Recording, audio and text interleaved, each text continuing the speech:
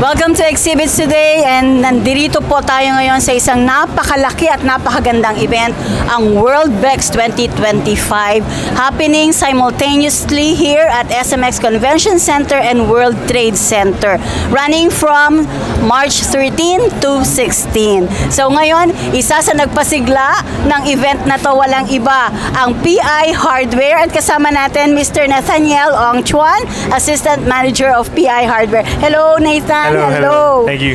Yeah. Yes. So, syempre, ang sigla ng WorldBEX ngayon, Nathan. And ilang taon na ba kayo sumasali sa WorldBEX? Actually, this is our 6th year na kami sa WorldBEX ngayon. 6 years. Yes. So, ibig sabihin nun talagang napakaganda ng WorldBEX for your business. Yes, kasi it really helps our company na parang it gives them the parang laging may recognition ba every year. Yes. Sa naalala nila, ganun.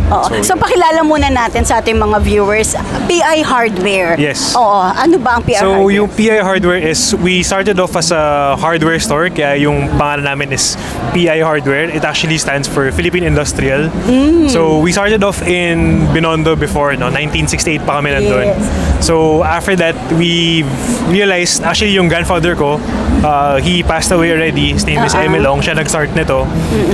He said na parang yung mga bakal kasi, yun yung parang mas hindi talaga nawawala.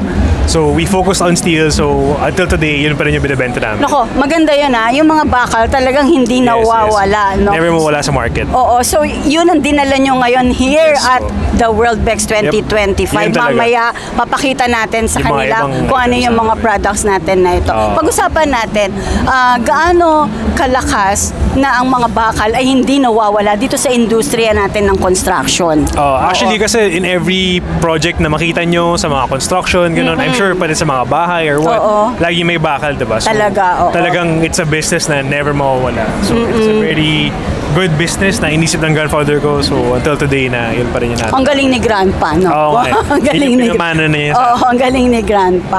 Okay, Nathan, syempre, we still have 3 days more hanggang Sunday. And syempre, kailangan makita ng lahat kung ano ang meron ng PI Hardware here at WorldBEX. Paki-invite mo naman sila. Sige. So, we would like to invite you here sa WorldBEX. We're here from Thursday until Sunday, 10 a.m. to 7 p.m. So, pwede kayo pumunta dito. Actually, pwede kayo magpa-quote na rin dito na mga bakal na kailangan nyo. Kasi syempre, may mga quotations yan. So, pwede namin kayo i-guide din sa mga different steels na meron kami. So, we'll definitely be here, or even sa mga contact info namin, always active naman kami. And because this is an expo, syempre, makakatanggap ba sila sa inyo ng mga magandang discounts and offers? Sa ngayon, siguro, mas maganda pag pumunta na lang kayo dito para mapag-usapan natin yung mga punta kayo kasi mas naman personal sila. Pag ganun Yes, willing naman sila to entertain you, at syempre, kung ano yung kailangan ninyo, kaya nilang i-quote right here agad. Saka may mga freebies kami kung nagpa-quote kayo dito. Yan, So Nathan, maraming salamat for sharing PI Hardware, and of course, the vision of your grandpa to us. Thank you. Thank you. At syempre, nakita natin ang liwanag at ang ganda ng ating booth.